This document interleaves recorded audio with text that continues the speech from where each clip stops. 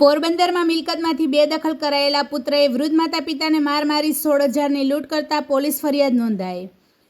પોરબંદરના વાડી પ્લોટ શેરી નંબર 5માં રહેતા પંકજભાઈ નર્મદા શંકર દવે નામના વૃદ્ધ અને તેમના પત્ની કલાબેન કમલાબાગ પોલીસ મથકે દોડી આવ્યા હતા અને પુત્ર અંકિત સામે પોલીસ ફરિયાદ નોંધાવી જણાવ્યું કે તેઓને સંતાનમાં 3 પુત્રી અને 1 પુત્ર છે અને ત્રણેય પુત્રીઓ સાસરે છે, જ્યારે પુત્રને ઘરની બહાર કાઢી મૂક્યો છે અને મિલકતમાંથી બેદખલ કરેલ છે, કારણ કે પુત્રને દારૂ પીવાની ટેવ હોવાથી દરેક વખતે ઘરે આવી ધાંધલ ધમાલ કરે છે અને પુત્રીઓ સાસરેથી આંતરો મારવા ઘરે આવે ત્યારે તેની સાથે પણ ઝઘડો કરતો હોવાથી તેને અલગ કર્યો છે।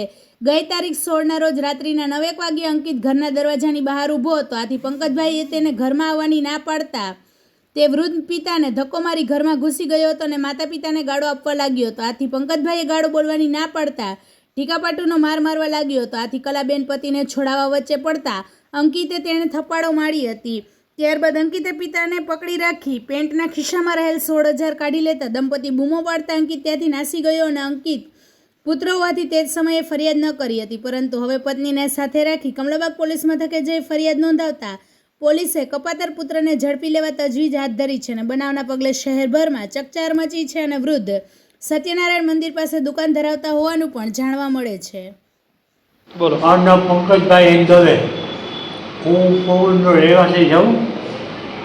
મારો છોકરો માયા કયામાં હતી અને ઘરમાં ચોરી કરે છે, દુકાનમાં ચોરી કરે છે અને ઘરની વસ્તુ બધી વેચી નાખે છે અને એ ફરિયાદ કરવા આવ્યો છું।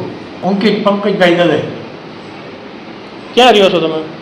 રહ્યો ક્યાં વિસ્તારમાં? આ વાડી પર શેરી નંબર 5।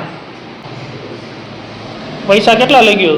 15,000 લઈ ગયો ખીચામાંથી પરમદી।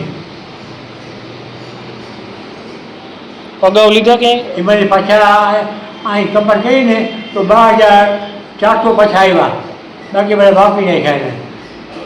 એ દારૂનો બહુ વેચતી છે અને હવાથી આવીને દારૂ પીને ઘરમાં આવે તો કપડાં કાઢીને સૂઈ જાય અને મન પણ એમ લઈએ ને મન પણ એમ ગાળું બોલે, અમે કહે કે તું ક્યાં જાય છો, અમને વિગત આપ, તો વિગત કાંઈ આપતો નથી અને એનું મન પણ વર્તન કરી રાખે છે।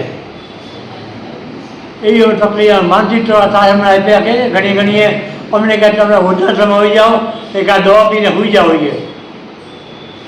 એવી તમને હેરાન બહુ કરી રાખે છે।